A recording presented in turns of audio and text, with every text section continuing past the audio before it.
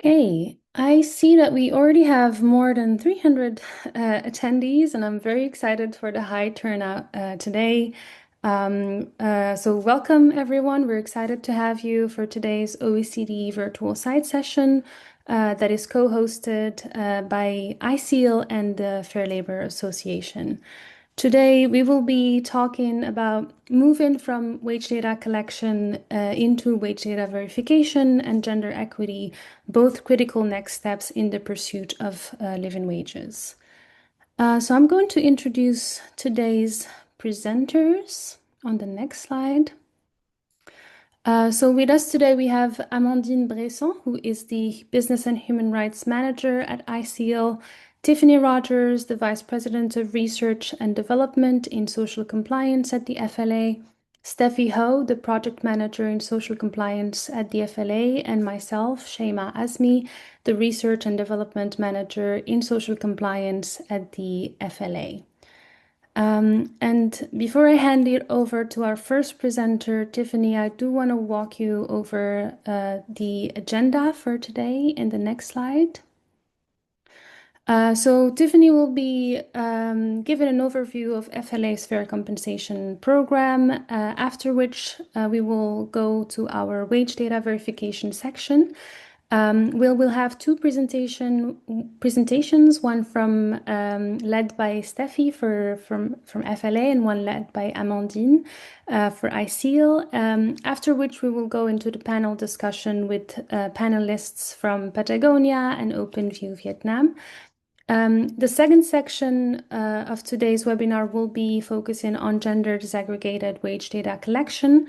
I will be giving you a summary of a pilot we have done last year on gender pay analysis. And then we will also be providing a quick demo of a new tool we have called Gender Pay Equity tool. After which we will go to the last panel of the section with panelists from Primark, Oz, IPLIC, IS, and IFWE. So without further ado, I'm now going to hand it over to our first presenter, Tiffany Rogers.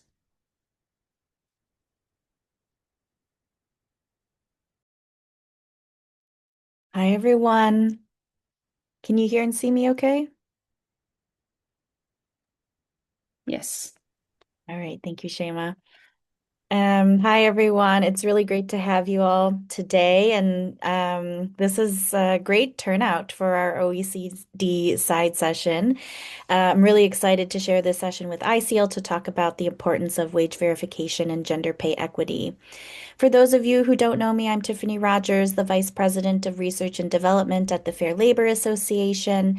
The Fair Labor Association is a labor rights-focused nonprofit, multi-stakeholder initiative with members around the world from businesses, civil society, and universities committed to improving conditions for workers in factories and farms. Next slide. So, Fair Labor members have pursued the right to fair compensation and living wages for workers since 2011, adopting standards for compensation that align with the living wage definition and committing to make progress towards living wages for workers. Next slide. And so I'm quite proud to lead the Fair Compensation Program at the FLA. Last year, we sunset the FLA's 5-year fair compensation strategy, and we fully integrated this strategy into our programmatic work for buyer and supplier accreditations. The Fair Compensation team is made up of dedicated staff members who continue to advance our tools, guidance, and methodologies to improve accuracy and build efficiencies in benchmarking and improving wages. We continue to invest in improving our award-winning data collection toolkit, support companies' fair compensation blueprint development, commitment, and action. And today we're going to be sharing more about our work on wage transparency and verification and gender equity. Next slide. We debuted the online fair compensation dashboard to our members in 2020, and we continue to innovate and improve this tool. Last year, we launched the update to the online data collection tool, now programmed with auto checking. And this year, we are launching the gender pay equity tool, which Shema will demo later, that shows the gender pay gap with occupations. The Fair Compensation Toolkit continues to be a priority for the FLA and an exciting tool that we continue to invest in to remain at the forefront of wage transparency and advancement. I'll also mention that today we're debuting both of the tools that we're talking about. So Steffi is going to talk about our wage data verification guidance, which is now published on our website, and Shema will talk about the gender pay equity tool, which will be made available on the Fair Compensation Dashboard next week to members and users. So with that, I'm going to pass it over to Steffi Ho, FLA's project manager in social compliance, who manages the Fair Compensation Toolkit.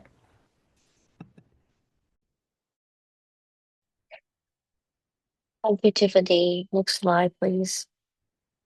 Hi, everyone. I'm Steffi. And before we go into the details of the guidance, I would like to give you some background on this wage verification guidance.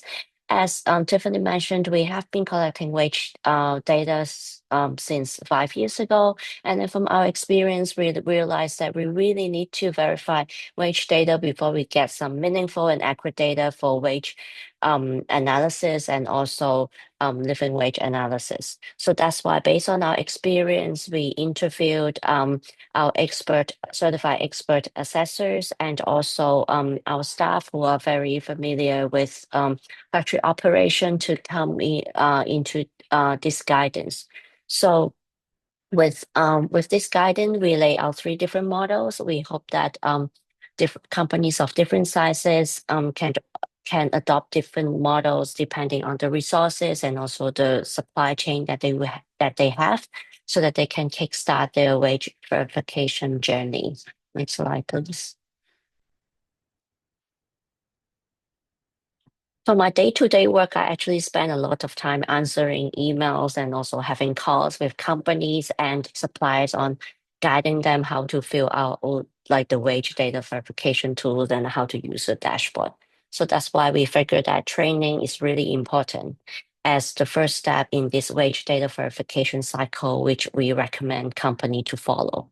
So training here would mean training not just to the factory users, but also to company staff and also to a third-party assessor if the company wish to hire third party for wage data verification. And we think that the more time you spend on training, it will be easier for you to get meaningful and accurate data. So after training, we expect company to start this wage data collection and then followed by wage data verification. And then with that, you can do wage data analysis. And it's very important to report the results internally, publicly, as well as to the factory management. Next slide, please. And here we lay out our wage data verification models. Because like also from my own experience, I work with accredited company like Nike and Adidas, but at the same time, I also work with smaller company like Sika Gear. So I understand that different companies do have different resources and also different supply chain model. So that's why we have these three models for wage verification. And I'm going to walk you through what these three models entail. First of all, is the light model. In the light model, we just verify net and gross wages. And also we recommend incorporate this as part of the routine monitoring. And this is suitable for small scale supply chain and also with a company with limited resources, like for example, just headquarters staff, and they mostly rely on third party in their routine social compliance monitoring, then we would recommend starting wage data verification with this light model. Alternatively, if company does want to know how the kind of resources or how you really want to do a full-fledged wage verification model, we also recommend selecting a small group of supplier and then to launch a pilot wage data verification. That would mean like have a, for example, 5 suppliers and then having very detailed wage data verification. That would means like the advanced model, which I will cover later. And the next one would be the standard models. In the standard model, we ask for, I'm sorry, could you go back to the previous slide? Yes. For the standard model, we will verify most payment types that would include regular pay, in-kind benefit, cash benefits, as well as legal deductions, and also the incentive pay. So we verify most payment types. This exercise can be incorporated as part of the routine monitoring in a social compliance audit with an additional mandates, and also or it could be a standalone project of its own. And for this, we expect companies to select a handful of suppliers with medium performance. And what we mean medium here is that for suppliers who are at least at the 75 percentile of the supply of the company's scorecard, social compliance scorecard. So at least they would have some system in place for this wage data verification. And the advanced model is what we are currently doing in our SCI assessment. What we do is that we would verify all data points that are filled out by the factory user in the tool. And then what we suggest company would do is it will be a mix of desktop review as well as online for verification. Company can choose around 10 to 15% of a select supplier for on-site verification in a year, and then gradually cover all select suppliers in a cycle. And this model, because that would rely a lot of resources, so that's why we would ask company to only select the very close suppliers, and they should be high performance in social compliance audit, and also they should be strategic partners for companies. So these are the 3 models for wage data verification that we suggest in the guidance. Next slide, please. And in order to have a successful wage data verification, these elements that I'm going to talk about are essentials. So first of all factories should meet at least the basic compliance standards. What we mean here is that factories should at least have a reliable time attendance system that is transparent, that reflect the actual working hours, and also they should maintain a complete payroll records with the policy and procedures in place so that it would be easier for verifiers to verify all the wage data. And apart from that, workers interview is also crucial. We recommend having both group interview and individual workers interview, and ask specific questions on wage data verification. For example, asking specific questions on in-kind benefits and cash benefits, the kind of in-kind benefits and cash benefits that workers will receive, and also what they think about these benefits. Are these benefits helpful in supporting their livelihood, for example?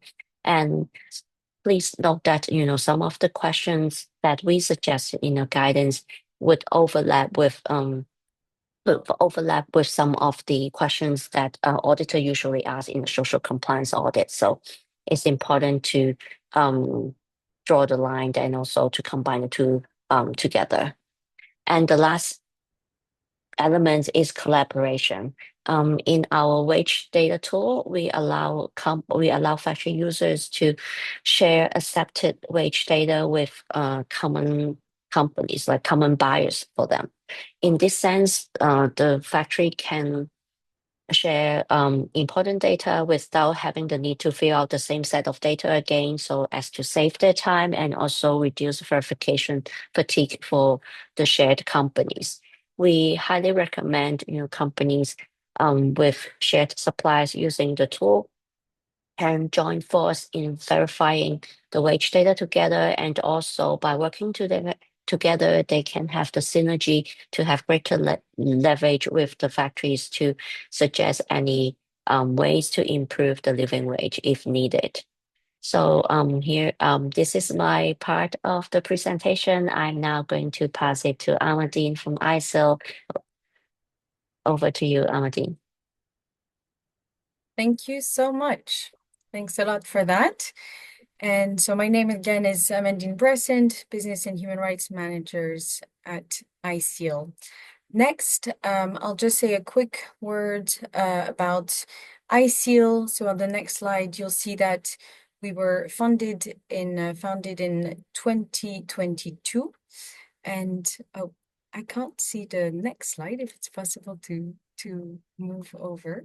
Thank you very much. So we are a membership organization, but we are also global thought leader on credibility, working with sustainability systems, verification providers and companies to define what credible, sustainable practice looks like in practice.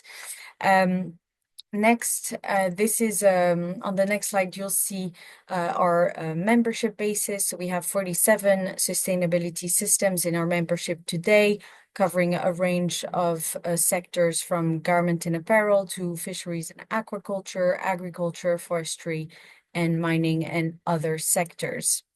On the next slide, you'll see that, so in terms of our credibility tools, we have two. The first is our credibility principles, and those set out the core values of reliable and effective sustainability schemes. And the second is the ISEAL code that focuses on the core components of a sustainability systems, including standard setting, assurance, monitoring, and claims. So that's it just for who we are at a glance. On the next slide, so I will be sharing today some of our insights generated from an ongoing projects with IDH that look specifically at what makes living wage verification credible in practice across different sectors and different wage collection tools. So next, on the back of years of work with standards, companies, and auditors, we've embarked, thanks to IDH, on a project to gather practical insights on credible living wage verification. We're building specifically on two projects. Earlier, we looked at wage auditing and living wage claims, and currently we're focusing on living wage gap verification. Why focus on living wage gap verification? Well, because increasingly companies are being asked for living wage data, and that demand will only increase with emerging due diligence legislation, new ILO guidance on living wage, and now the recent Doha political declaration. Next, I want to emphasize that the focus today is on wage verification. So I won't get into specific living wage related insight. However, living wage gap verification builds directly on robust wage verification. So obviously the two are very linked. Before we can ask, is the living wage gap correct? We must have confidence in the accuracy of the wages that are paid. So getting wage verification right is, so to say, a prerequisite for living wage verification. If wage verification is weak, for example, if hours are miscalculated or wages are inaccurately recorded, then living wage verification risks producing precise-looking but misleading results. That is why, at the basis of wage verification, we see the need for systems to be in place to accurately record both wages and working hours to differentiate regular and overtime hours in pay. Otherwise, wages cannot be accurately verified. Next, I want to stress that verification is not just a technical add-on after data collection. It's the step that determines whether wage data can actually be trusted and compared and used to inform, importantly, actions by companies, workers, and other stakeholders. So to set the scene for our panel today, I'll just share a couple of key insights and criteria that emerged from our research. Next, I wanted first to remind us of what verification really aims to do. So that is confirming the material accuracy of claims. It does not create data. It assesses whether existing data and calculations are reliable. So the verification process should support consistency, accountability, confidence, and that is why credibility is paramount to verification. When wage-related data is credibly verified, then we can expect for the wage data that was verified to provide an accurate view into specific workers' remuneration, or in the case of living wage verification, it can help confirm a living wage gap at a given point in time. The verified result can also inform decision-making and follow-up actions to address identified gaps. And within circumstances, the verified wage-related data can help and be used by companies for reporting and other reporting-related uses. Next, in practice, context does matter. And there are great variations in how wage verification exercise is being conducted. So this is heightened also by new regulatory pressures that are requiring companies to improve and report on their performance. So we see a plethora of new initiatives and tools with variations in the verification approaches that are being used.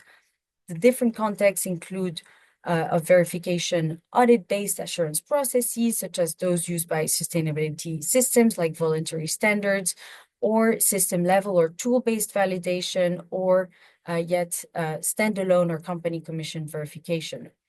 Also, verification has different use cases, so meaning different intended use for that verified data.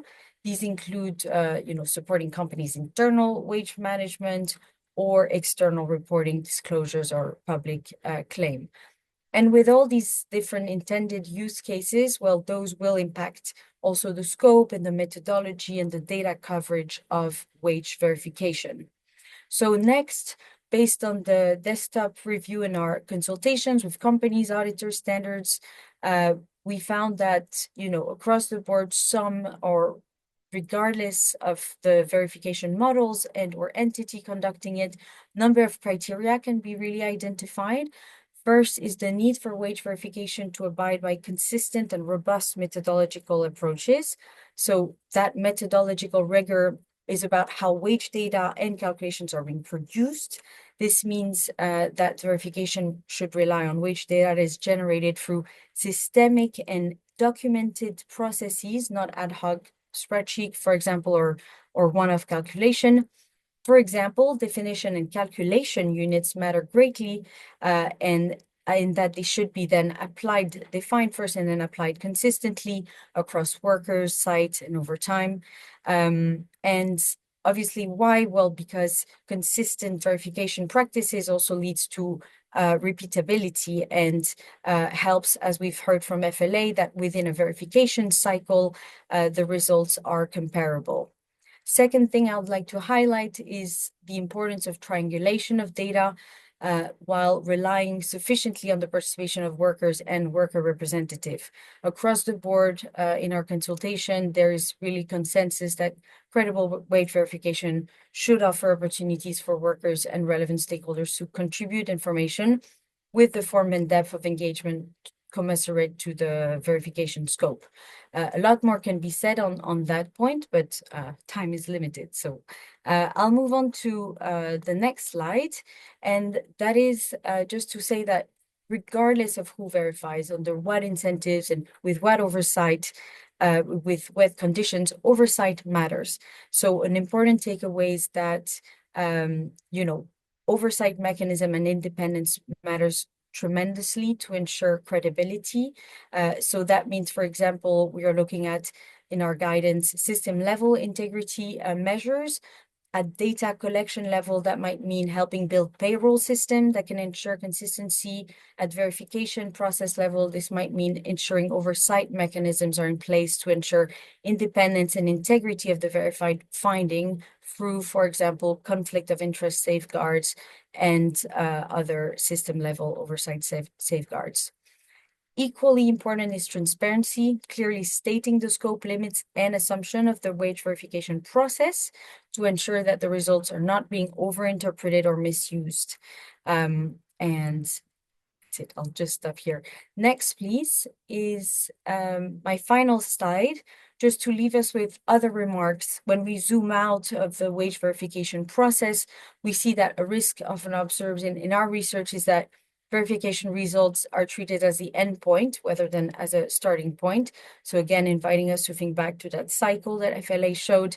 And another thing to point out beyond what you see on screen, so the structural constraints in the collaboration, is that verification alone is insufficient, right, to guarantee wage improvement. So we are calling and also looking in our guidance at the enabling conditions like responsible purchasing practices that really matter to help transform the verified outcome into action that can help with real wage improvement.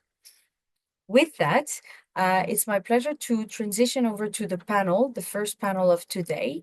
So I would like to invite our two panelists to join me on the virtual stage, and we will be looking at strengthening credibility in practice. So moving beyond theory, what you've heard, to explore really what verification looks like on the ground, where it works well, where challenges persist, and what decisions matter.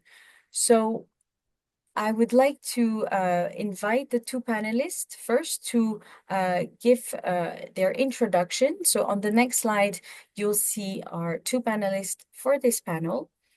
Tam Dang, Audit Manager at Southeast Asia at OpenView Services, and Rachel Kenter-Kepnes, who's Senior Manager at Supply Chain Social Impact at Patagonia.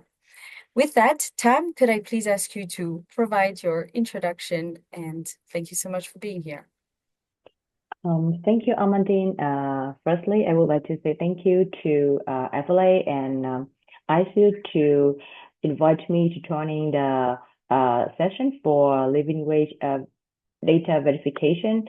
And my name is Tam Dang from OpenView Service Vietnam with the position as audit manager for the Southeast Asia. And I mostly work for the audit and verification, and especially in the wage data verification, not only for FLA, but for some friends. And we also support and work closely with the factory during the process of wage data verification to help the factory understand the definition from the FLA and support them on transferring their wage structure into the wage data verification tool of FLA. Yeah, thank you. Thank you so much.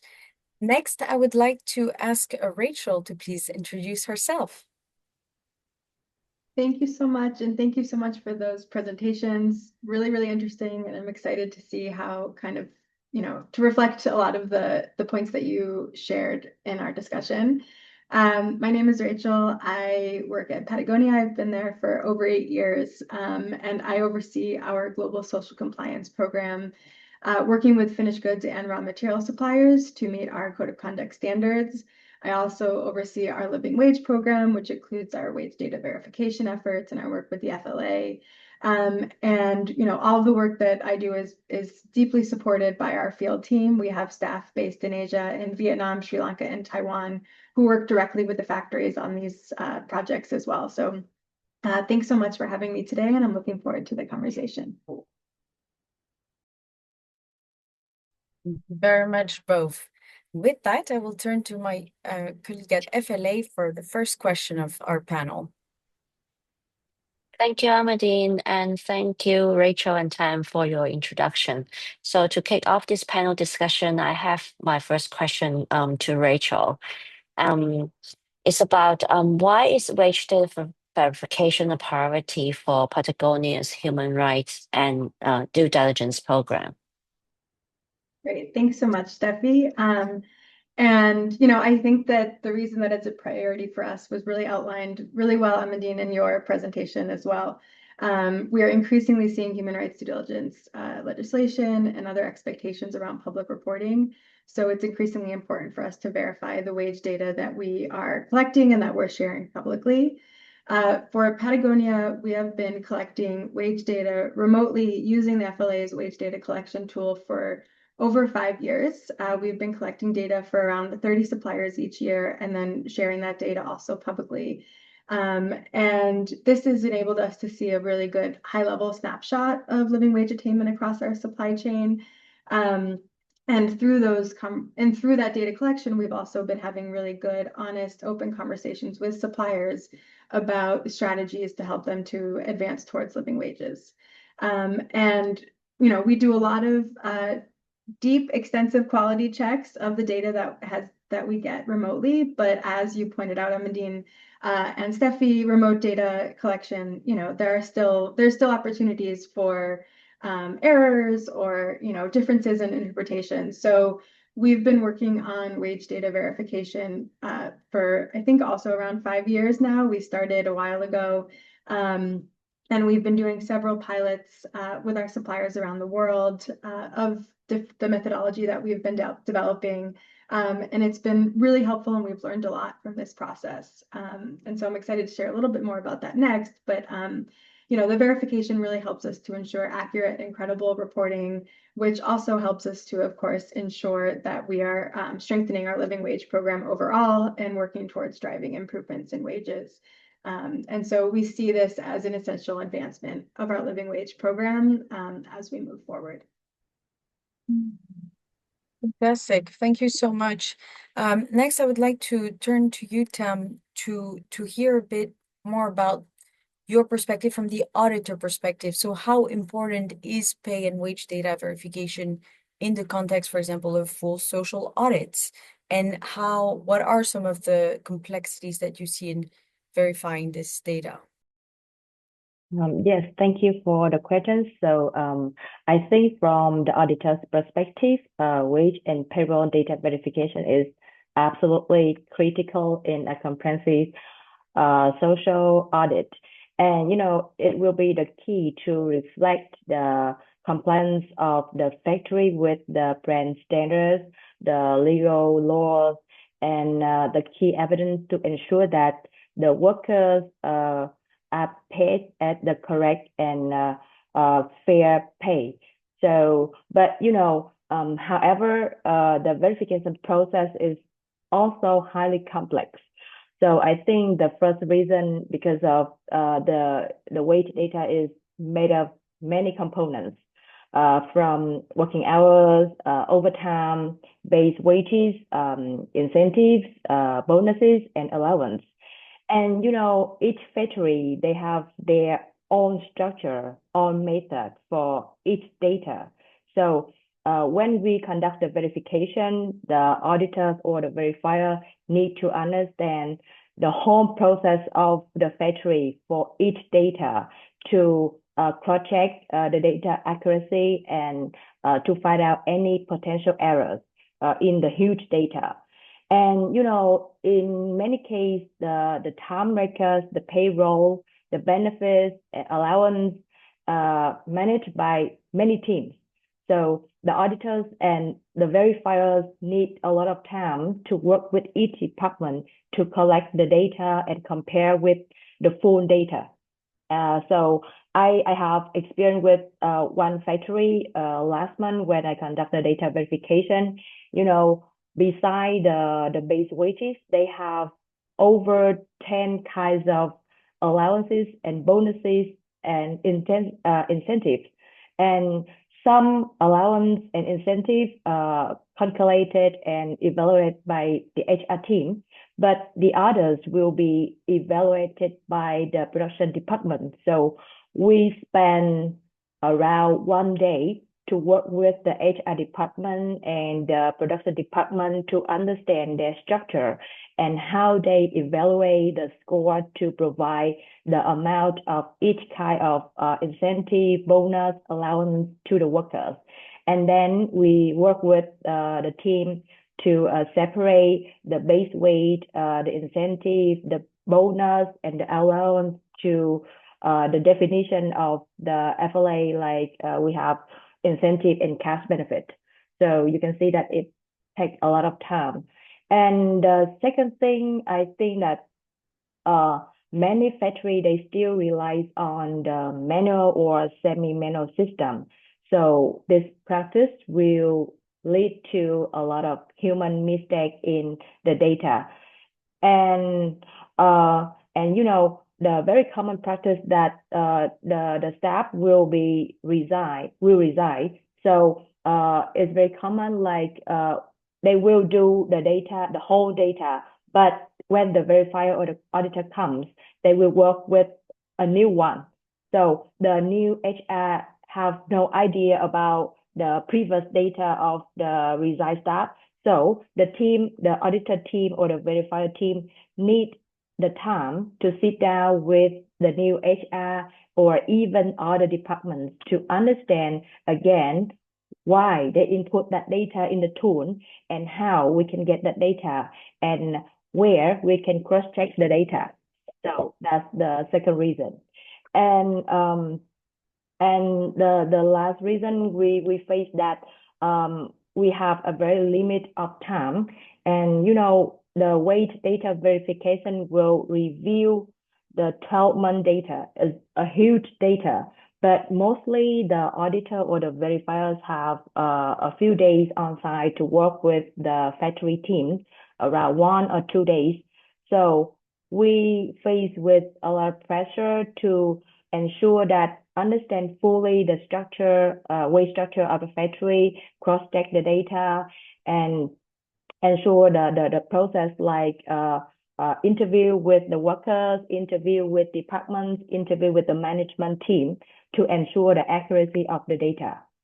But I think even the wage data verification is complex and time consuming, but it's the first step to let the brands or even the factory understand their wage structure compared to the definition of FLA or other organizations. And it's also I think it's also the very important background for the living wage, like Amanda already shared, that if the wage data verification is not correct, how the living wage can correct. Yeah. Fantastic. Thank you so much. You highlighted a lot there in the complexities, from the very practical, resource constraints to the inherent, the complexities that are inherent to wage. So complex wage structures, allowances, in-kind benefits, and then how that feeds into the need for, data systems and or other ways to ensure consistency and continuity. So thank you so much for that. Turning back to you, Rachel, it'd be great to hear. So you mentioned the pilots, some of the wage data verification pilot projects that Patagonia has been carrying out over the past few years. Could you share a bit more of your experience, including challenges and learnings from those pilots that you've noted over the years? Thank you. Yes, thanks so much. And I think that my comments will align very well with what Tom just shared, because we had, I think, very similar experiences. So yeah, I think just to go back even a little bit further, the initial challenge, when we first started this work was, I think, the lack of kind of generalized guidance and public tools around wage verification, that, there isn't there wasn't really guidance or tools out there that were kind of established across the industry.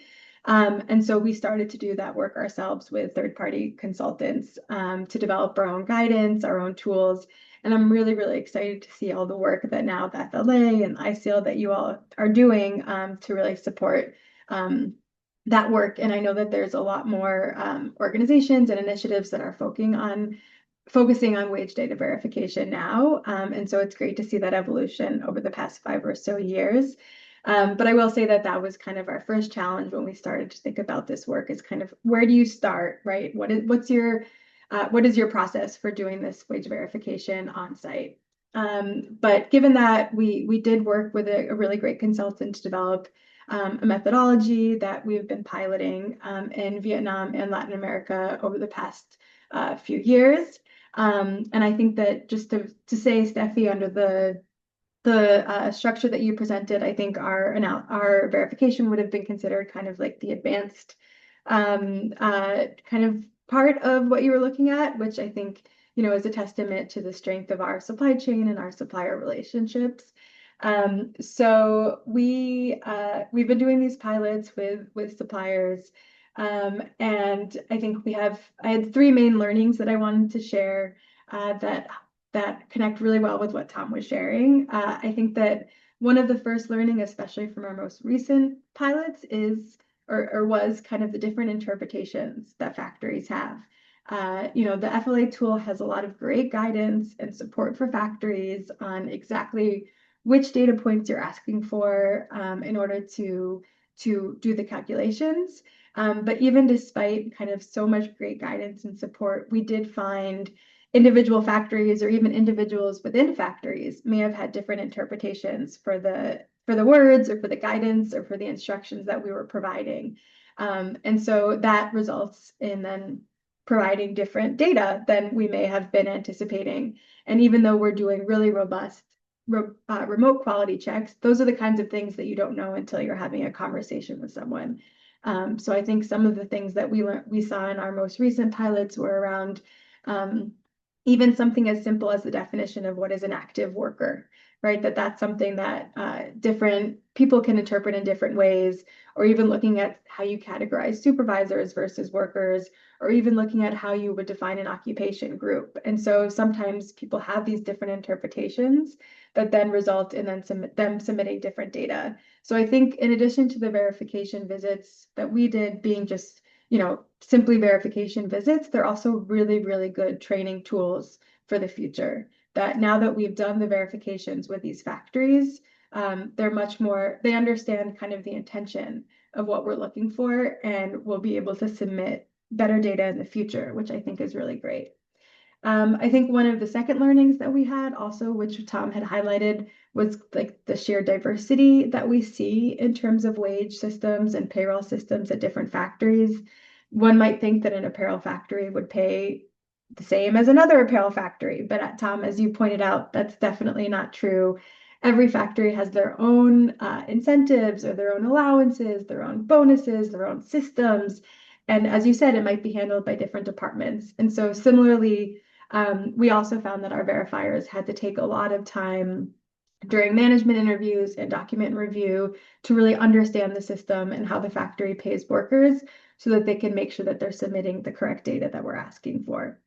And the last piece that I wanted to share, which Steffi and Amandine, you both highlighted too, is the importance of the worker interviews. So all of our verifications include worker interviews as well. We prioritize individual worker interviews because of the sensitivity of wage questions.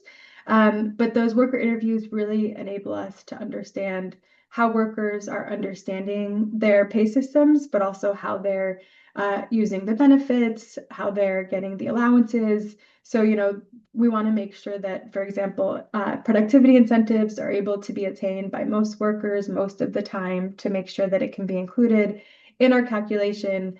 And so the interviews really help to support and make sure that the data that we're collecting accurately reflects the take-home wages of the workers, so that when we then do our analysis, we know we can have confidence in it, that we're getting an accurate analysis. So those were three of the main learnings that we had from our most recent pilots, especially. But I do want to note that, one of the challenges that I see moving forward, I think, Tom, you also highlighted, is the resource intensity of what we're doing in this moment, right? We are also doing multi-day, multi-auditor on-site visits. And so that takes, of course, resources from us as the brand, but also from the supplier. We've all, as you noted, Amandine, the verification fatigue, and we have audit fatigue, and now there's, continuing to have more and more visits on site. And so I'm really excited, looking forward to think about how to make the process of verification more efficient and more scalable so that we can feel confident in the data, but also do it in a resource effective way. And this, I think, will also enable us to move, away from kind of focusing so much effort on data collection and validation and move towards efforts to help to actually advance progress towards living wages, which is ultimately all of our goal. And so I think that, this work is really great and really important, and I'm excited to see that so many people are interested in it, and all the EU initiatives are coming out with more guidance to support us. And hopefully that will help all of our work moving forward towards advancing living wages. So thanks so much. Thank you so much, Rachel. Steffi? Yes, thanks, Amadine, and thanks, Rachel, for your answer. I think your answer just transitioned perfectly to my next and the last question for Tam. Both Tam and Rachel mentioned that, there are a lot of, there could be challenges that the factory face and also challenges for companies as well.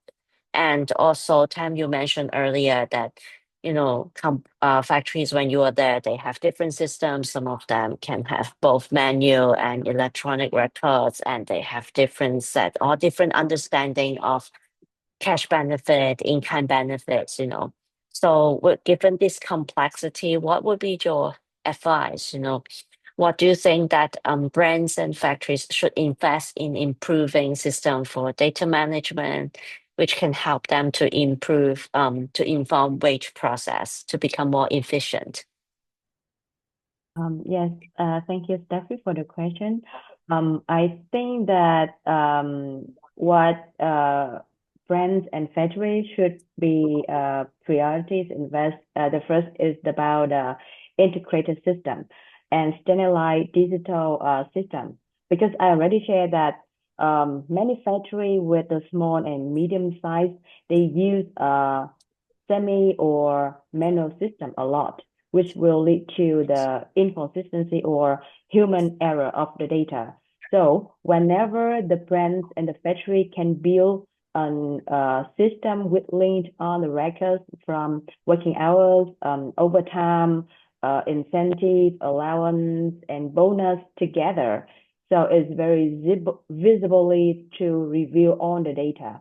For example, you know that during a 12 months of a workers, maybe they change the position. So the base rate will change up and down, month by month, not too much month, but maybe this month they will get this basic wage, but few months later they will get another amount.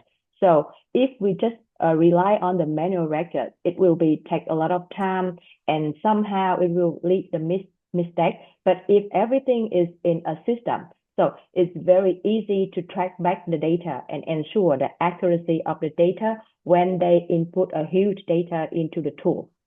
And the second thing, I think that the data governance and data quality are critical.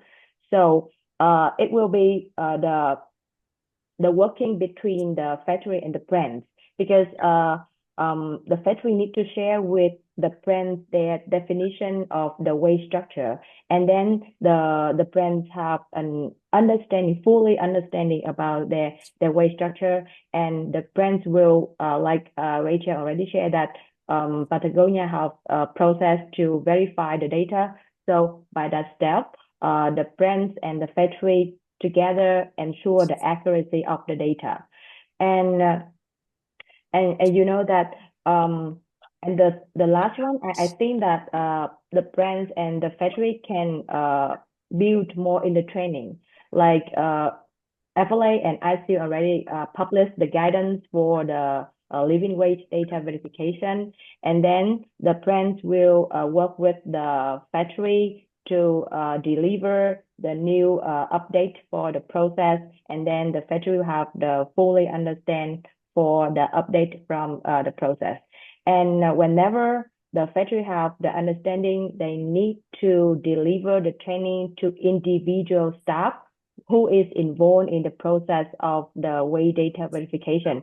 For example, the HR staff or the compliance team or anyone who involved in the process of evaluation worker but impact to the incentive or the bonus of the worker, or anyone who involved in the process to input the wage or the working hours data of the workers. So I think that the three important points that the brands and the factory can work together to improve the wage data process. Yeah.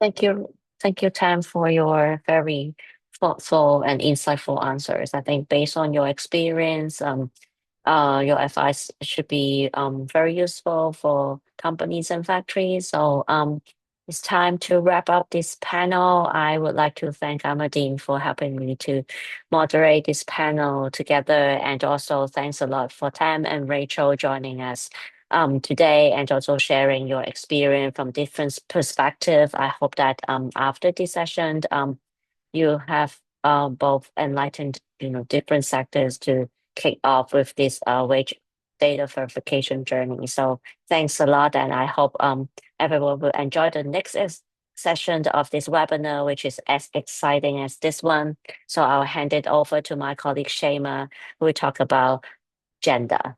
Thank you.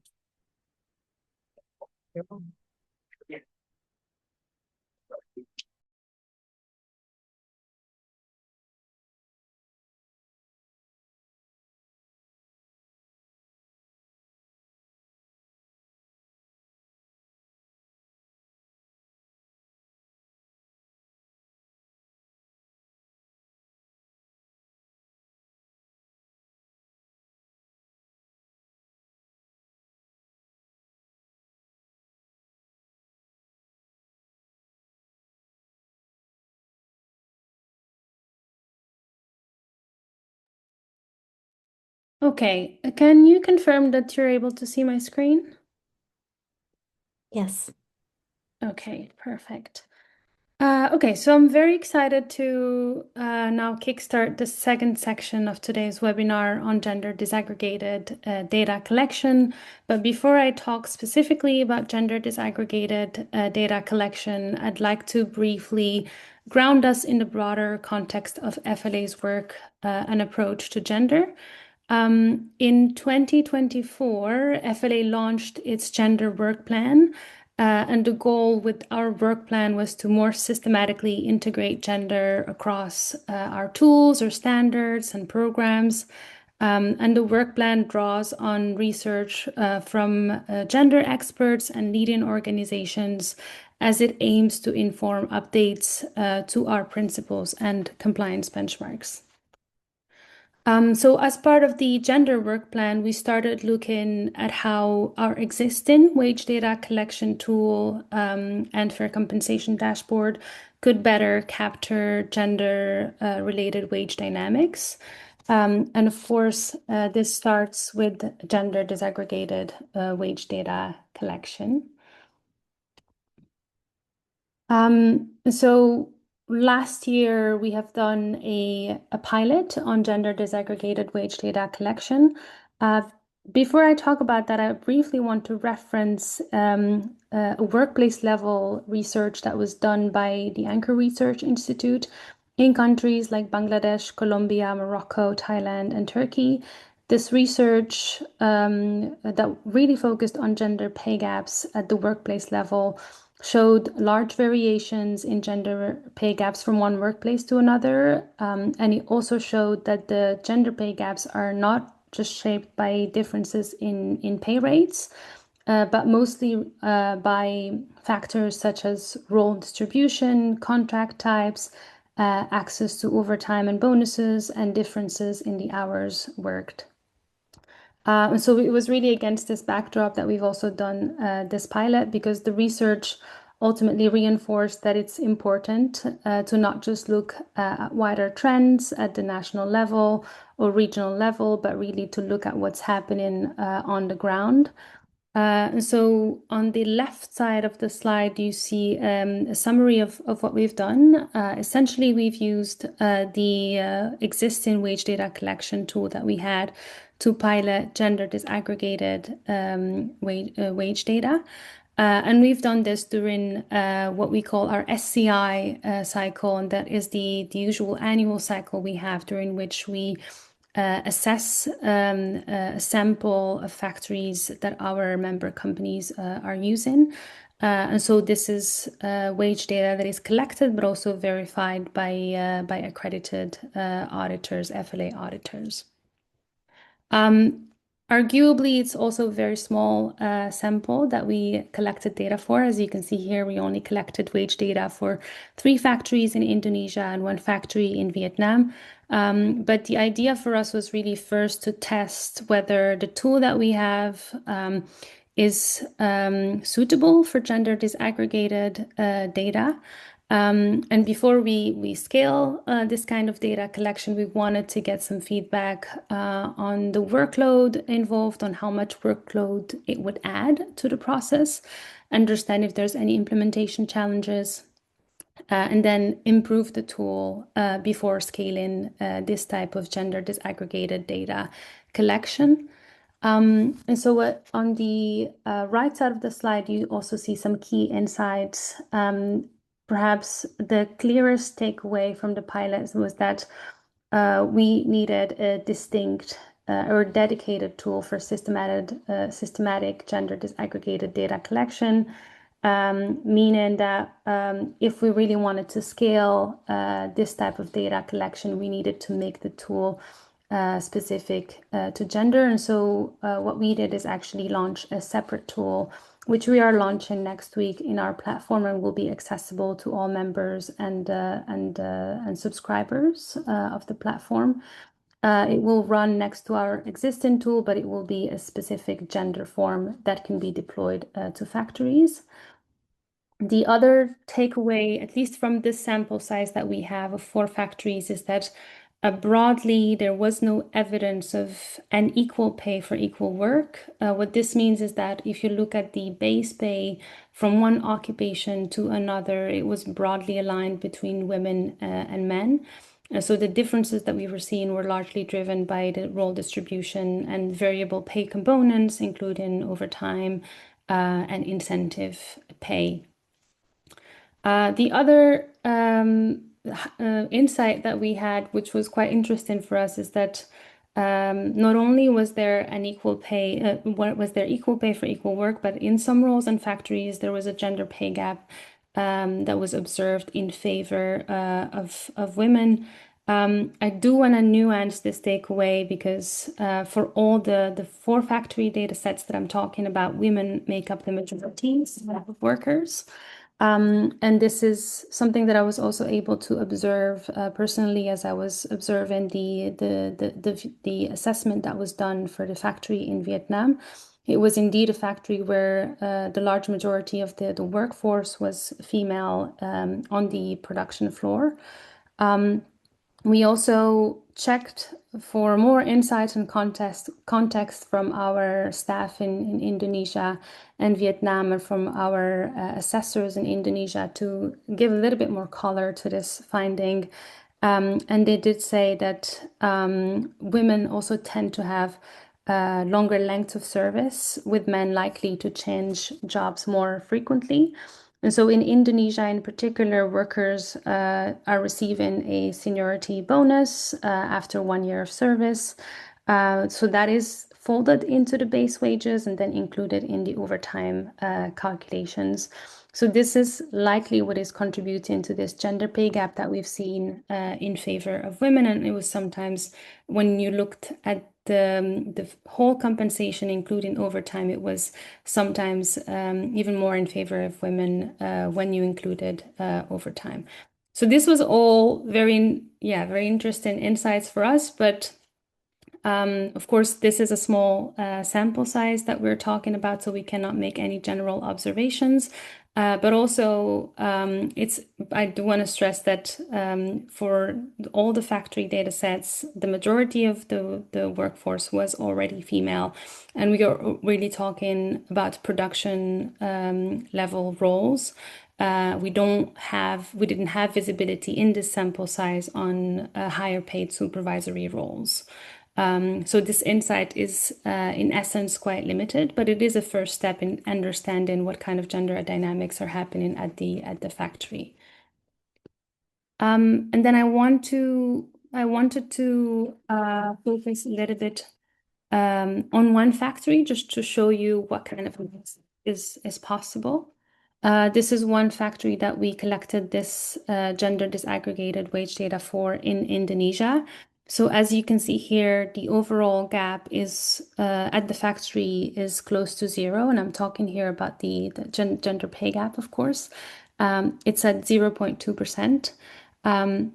However, when you look at the gender pay gap at role level, the direction and the size of the gap varies significantly. So as you can see here, women earn more in cut-in with 2.8%. And then in packing as well, with a gap in favor of women of 8%. But then when you look at sew-in, which is where more women are distributed, but also more workers are concentrated overall at the factory. You see that men are earning more on average with a gender pay gap of 1.1%. The other thing you see here is that all groups are earning above the legal minimum wage and well above the poverty line. However, the distance to the living wage estimate differs by role and gender. I do want to point out here that I'm using here the GLWC estimate for rural Rembang in central Java. That's not exactly where the factory is located. But I'm using this just as an indication to show you the living wage estimate, but it's likely a higher living wage estimate for where the factory is located in the district of Semarang. But what I wanted to show here is basically the value of the gender disaggregated wage data, because if you only look at the factory level averages, it does not show you, for example, that women in packing are closer to the living wage estimate than men, while you have the opposite trend in sewing, where you have the most workers concentrated, at least in this factory. I think it's the case in a lot of factories. At the same time, the analysis that I'm showing here is linked to production roles. Yeah, as I said in the previous slide, ideally, once you have this first visibility, which is really the first step, you want to link it to broader pay equity efforts with further analysis that tackles also supervisory roles and access to higher paid positions.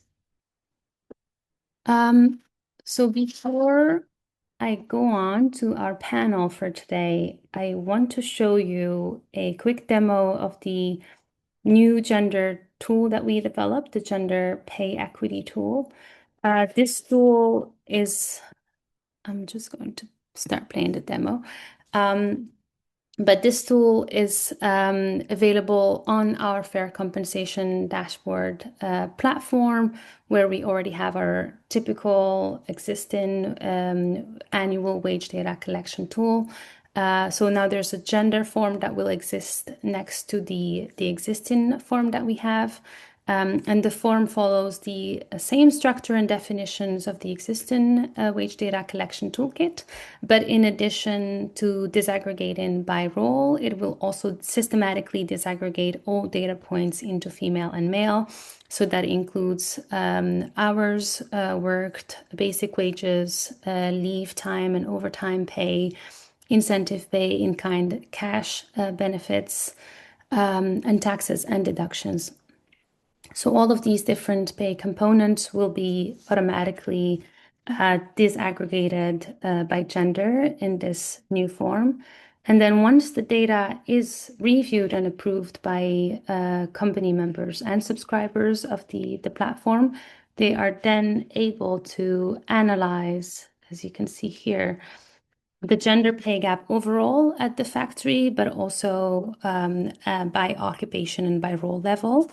And then the dashboard allows you, as it already does, to compare with various wage benchmarks, including the living wage estimates. The other thing that you can do here is review the gross compensation gender pay gaps. So this is the detailed wage ladder page where you have visibility over all the payment types, which are not necessarily included in the net wage ladder page, because in that page, we are really comparing against the living wage estimate and not all payment types are included, like the overtime pay, for example. And so here, it can help you uncover gender pay disparity on overtime wages. So even though this component is not typically included in the living wage definition, it's a component that you should be looking at if you're looking at gender dynamics at the factory. So this tool will be launched in the next couple of weeks in our platform and will be available to all members and dashboard subscribers. So I'm very excited now to open up this session to our panel on gender disaggregated wage data. And I want to introduce our two panelists for today. We have Frances Goodwin, who is the living wage lead at Primark. Frances leads Primark's thinking and strategy in living wage as part of Primark's ethical and sustainability strategy at Primark Cares. And then we have Fulya Pinar Oskan, she has many hats, but she is the head of International Relations Department and president of the Women's Committee at the Turkish trade union OzIplik is. And she's also the founder and president of the Initiative for Women's Empowerment Association, IFWE. So we're very excited to have both speakers with us today. I'm just going to stop sharing my screen so we can see everyone. Yes. Yeah, so I'm going to start with you, Frances. And for both of you, when you start speaking, it would be great to also give a quick introduction of yourselves. But my first question to you, Frances, in addition to the introduction, would be how have you approached wage data collection so far overall, but also specifically understanding gender dynamics as part of your overall wage data collection efforts? Thanks, Charmaine, and just want to say thank you for inviting me onto the panel. Really appreciate it. Good morning, good afternoon to everybody. I see we've got quite a broad selection of attendees. So Primark has collected wage or worker details via a gender lens for many years through our own audits. In fact, we publish our Tier 1 supply chain on our global sourcing map, which includes the worker numbers by gender for each factory. And a few years ago, Primark was approached by the Anchor Research Institute to take part in research that you mentioned before, that they were conducting across multiple countries and industries on gender pay gaps. So Primark was one of the members of those number of brands, which also included Patagonia, who I see was talking earlier today. And Primark gave the Anchor Research Institute researchers direct access to some of our factories in Bangladesh and Turkey for this in-depth research. And the summary of that particular finding and that research has been made publicly available, so I'm sure we can share a link if anybody's interested. And it showed that whilst governments obviously at a country level publish gender pay gaps information data, that we saw gender pay gaps were in fact often very different at an individual factory level. So very unique, as you referenced earlier, and also your own findings that you've done recently.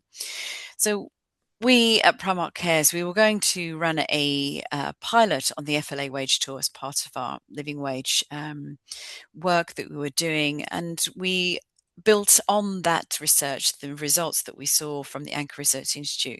We approached the FLA and asked if we could actually experiment with the tool, because at the time it didn't have a gender option in that sense. But what we wanted to look at some of the pilot factories, just a few small selected factories, to try and see if we could split the wage data that we had by gender. So that was quite difficult, but what it really helped us with was the training that we had, the team effort, not only just within our own ethical trade team on the ground, but with the factory management, the HR teams, etc., but also with the FLA in how that we could look at this, and we ended up with 2 separate submissions from the factories that were willing to give us or experiment with this particular trial by having one with men and then one with women. So the same data across the board, but then split down that way. But none of the factories we worked with had it readily available.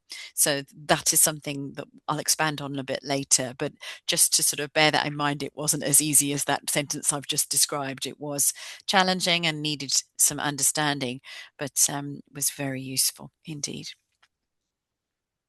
Thank you so much, Francis, and thank you also for already starting to mention some of the challenges that come with trying to collect gender disaggregated data from your suppliers. I want to maybe go now to Pinar. Like as I said, you have a lot of hats. And I would love to get your general thoughts on gender pay equity and the collection and use of gender disaggregated wage data, both from a trade union perspective and also from an IFWE perspective. Hi, everyone, and thank you for inviting me to this discussion. And I'm speaking today wearing 2 hats, as you mentioned. First, as a trade unionist with Öziptikiş Textile, Garment and Leather Union, which represent more than 35,000 members in Turkey.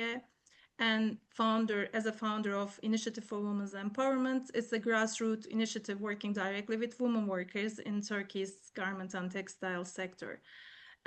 Through both roles, I spend a lot of time inside the workplaces, talking to women workers, union representatives, and factory management, and translating the global standards on gender equality and due diligence into everyday workplace realities.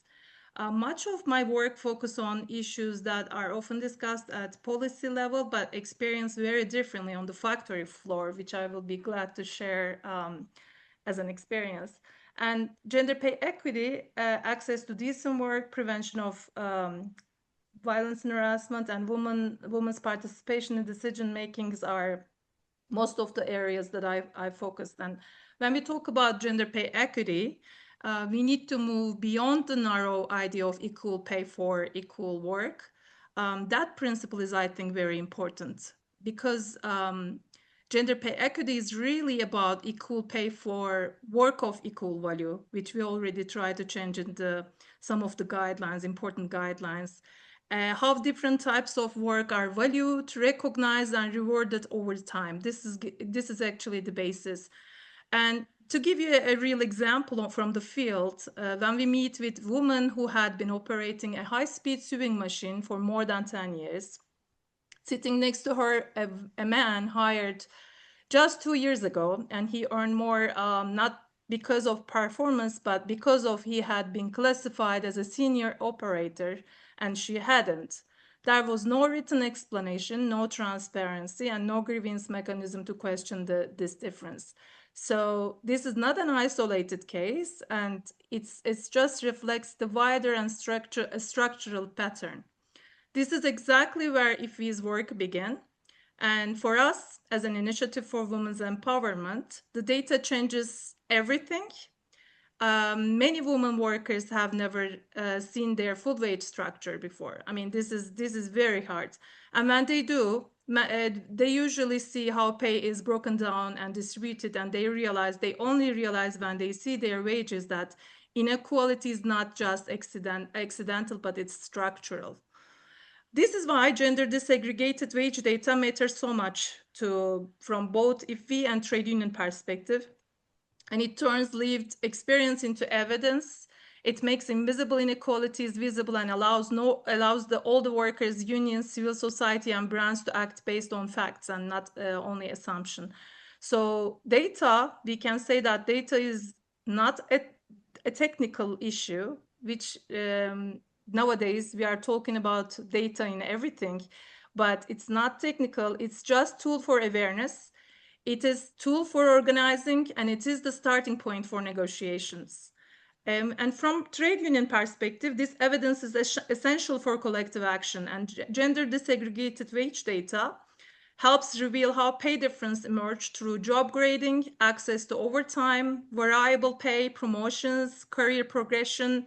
all of which shape real income and long-term equality. Even women are facing a lot of difficulties when they are in the maternity leave because they stay behind the career path. And I also want to briefly reflect on Turkey's context. And we had also last year joined the session for the findings from the Turkey example, which Shema and Francis also referenced the Turkish research. Because gender pay equity is still relatively new discussion in Turkey. In 2019, International Labor Organization in Turkey organized a meeting, and the title was Understanding the Gender Pay Gap. And I often say that title still describes where we are today, and we are still largely in the understanding phase.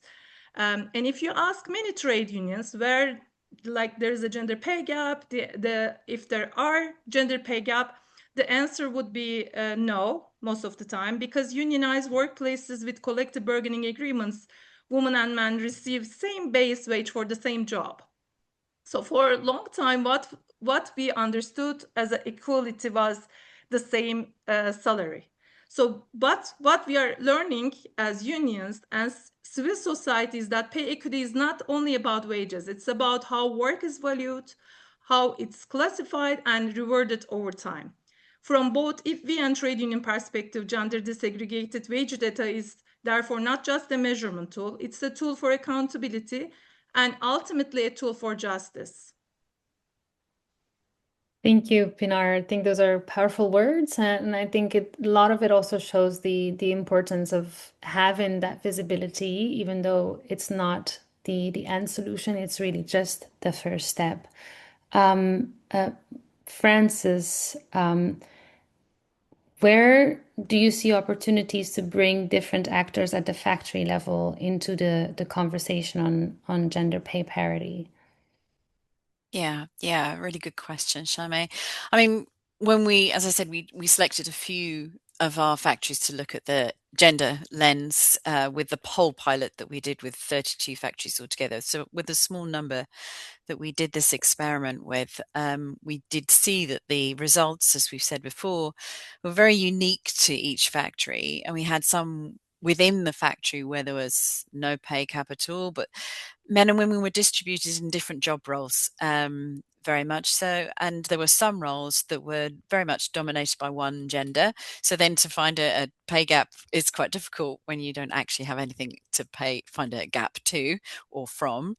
But also, we had one factory in Bangladesh, and when we shared with them the results that we'd had, because we looked across all of the workers, both men and women, in all of the different roles that they had, and we could see that there were higher sort of paid roles. There were very few, if no women in some roles, in some of the more technical roles. So the factory management, we discussed this with them and just thought, what could we do about this? And they sort of looked at it and took it away, and that they decided to proactively encourage women to transfer into this more technical role, to upskill and try and encourage them to move there. So then they could avail of the higher wages because the role was more technical. And that was just happened to be, for example, it was the ironing section, actually. That's what they had identified. But what was really key here was the fact that they came up with that solution. We saw the same data. We shared with them the data that we had through the FLA dashboard. So it was their wage data, just translated into a different way. It was a different perspective, but it was very clear for them to sort of see that they had no women in that section, and yet the wages were higher from there, so that they felt that it was important to try and encourage why women were not going into this. Is it because they weren't applying for that role? Did they think it was because the men were doing it, that maybe they didn't have the opportunity? So that was what they took away, and they proactively came up with a solution themselves that fitted their business and their workforce. So that was really, really positive.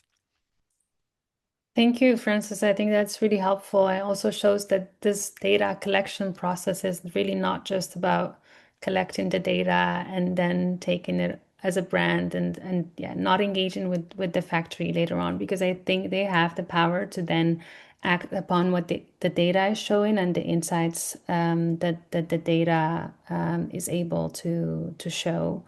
Pinar, I want to go to you now. You already started mentioning this in your previous response, but I want to give you now the space to maybe talk a little bit more about some of these key factors that we should be paying attention to when we're looking at the wage data through a gender lens. Thank you, Shaima.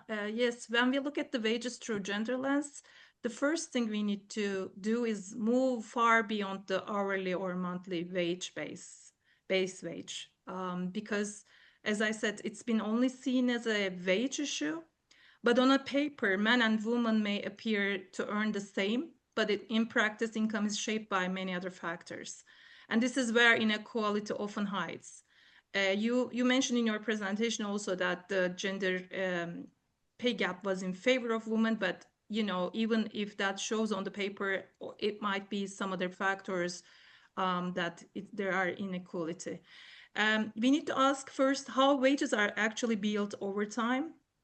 Who gets promoted, who stays in the same role for years, who has access to bonuses and incentive pay, who is offered overtime, and who is quietly excluded. These are the maybe main questions we needed to be looking at.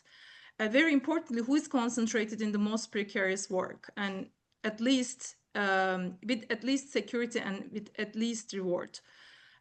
From our experiences, one of the biggest blind spots is the total compensation, and this includes cash allowances, in-kind benefits, incentive pay, deductions, and access to higher paid shifts. And let me give you a concrete example on this. In many factories, women are excluded from night shifts for their safety, but night shifts often come with higher pay or additional allowances, so that this called protection directly reduces women's this so-called protection, let's say, this so-called protection directly reduce women from the income. They earn less income because they are excluded. Even if they are willing and able to work those shifts, they are still facing this discrepancy. Another key factor is access to skill development and upskilling. Men are more often selected or they are sent to technical training or supervisory tracks. Women, especially those with caregiving responsibilities, are seen as less available and over time, and this keeps them in lower paid jobs as well. And job classification is another major issue. We regularly see men given fancy sounding titles such as technician instead of operator. Even when they perform the same tasks, they get paid more. And these classifications may seem minor, but they affect the base pay, bonuses, promotion pathways, and the long-term earnings are affected by those factors. And this is how wage gaps grow silently over time. And that's why gender disaggregated wage data must always be analyzed in the context, and not just by gender alone, but by department, job title, shift, contract type, length of services, and not data is not alone is enough. As I said, the implementation, the practices are very important, and we strongly encourage brands and auditors to talk directly to workers or their representatives. If there are any legitimate trade unions, especially, they can talk to women, combine their payroll records and lived experiences, and ask simple but powerful questions like, what does fair pay mean to you? Where do you feel opportunities are blocked? Because only when we connect numbers with real experiences, we can see the full picture of gender wage inequality. And not only then we can start addressing we can only addressing in a way that's meaningful, credible, and lasting when we find out. Thank you, Pinar. I think those are really important insights. I am looking at the time and I'm going to ask Francis to maybe condense your response for the next question in 2-3 minutes.